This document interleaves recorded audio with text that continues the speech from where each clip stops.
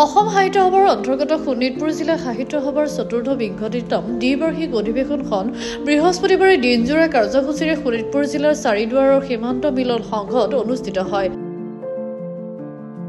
অসম সাহিত্য সভাৰ নৱনিৰ্বাচিত উপসভাপতি পদুম ৰাজখোৱাৰ উপস্থিতিত প্ৰতিনিধি সভাখন উদ্বোধন কৰে নদুৱাৰ বিধানসভা সমষ্টিৰ কেবিনেট মৰ্যাদাপ্ৰাপ্ত বিধায়ক পদ্ম হাজৰিকাই।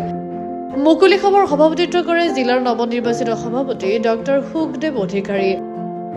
সাহিত্য একাডেমী বঁটা বিজয়ী সাহিত্যিক নবীন মল্ল বড়োৱে উদ্বোধন কৰা সভাখনত মুখ্য অতিথি হিচাপে অংশগ্ৰহণ কৰি অসম সাহিত্য সভাৰ নৱনিৰ্বাচিত সভাপতি ডক্টৰ বসন্ত কুমাৰ গোস্বামীয়ে ভাষণত কয় যে অসম সাহিত্য সভাক সকলোৱে ভাল পায় আৰু সেয়েহে কিবা বেমেজালি দেখিলেই ৰাইজে সভাৰ সমালোচনা কৰে।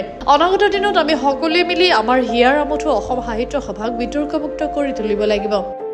সভাত শোণিতপুৰ জিলা সাহিত্য সভাৰ প্ৰাক্তন সভাপতি বাসুদেৱ শৰ্মা, জিলা প্ৰতিনিধি মহেন্দ্ৰ কুমাৰ নাথ, অসম সাহিত্য সভাৰ কুহি উপ সমিতিৰ আহ্বায়ক শংকুসিদ্ধ নাথ, সাহিত্যিক নৰহৰি চুতীয়াই,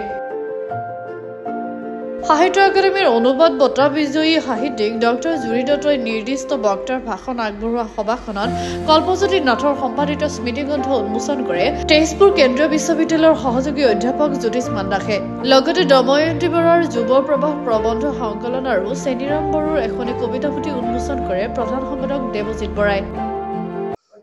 আজি শোণিতপুৰ জিলা সাহিত্য সভাৰ চতুৰ্বিংশতম যি সাধাৰণ সভা অনুষ্ঠিত হৈছে, ইয়াত উন্মোচক হিচাপে মই সভাত উপস্থিত থাকিল আৰু যিখিনি শোণিতপুৰ জিলাৰ চুকে কোণে শাখা সাহিত্য সভা প্ৰতিনিধি আহিছে, সুন্দৰ এটা পৰিৱেশ। মই আশা কৰিছোঁ যে শোণিতপুৰ জিলাত সাহিত্য চৰ্চাৰ এটা ভাল পৰিৱেশ আমাৰ নতুন সভাপতি সাহিত্য সভাৰ তেখেতো ইয়ালৈ আহিব।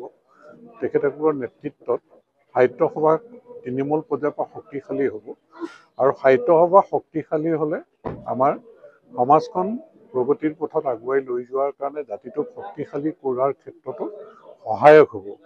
গতিকে কলমৰ ধাৰৰ কথা সকলোৱে আমি জানো। গতিকে সাহিত্যিক সৃষ্টিৰ জৰিয়তে লিখক সৃষ্টি বা এইখিনি হ'ব, সেইটোৱে মই আশা কৰিছোঁ। মই উদ্যোক্তাসকলক আন্তৰিক ধন্যবাদ জনাইছোঁ যে অসম সাহিত্য সভাক একত্ৰিত কৰি ৰখাৰ স্বাৰ্থত, সভাৰ শক্তি বৃদ্ধি কৰাৰ স্বাৰ্থত, শোণিতপুৰ জিলাৰ সাহিত্য সংগঠকসকলক একত্ৰিত কৰাৰ স্বাৰ্থত, সভাৰ কৰ্মীসকলক, আজীৱন সভ্যসকলক সকলোকে একত্ৰিত কৰি যি জিলা অধিৱেশন সম্পন্ন কৰিছে, তাৰ বাবে জিলা সমিতিৰ সমূহ কৰ্মকৰ্তা, সভাপতি, উপসভাপতি, সম্পাদক প্ৰমুখ্যে সমূহ কৰ্মকৰ্তাক আন্তৰিক ধন্যবাদ জনাইছোঁ। আশা কৰিছোঁ আমাৰ কাৰ্যকালত শোণিতপুৰ জিলা সাহিত্য সভাৰ পৰা সকলো প্ৰকাৰৰ সহায় সহযোগিতা আমি লাভ কৰিম।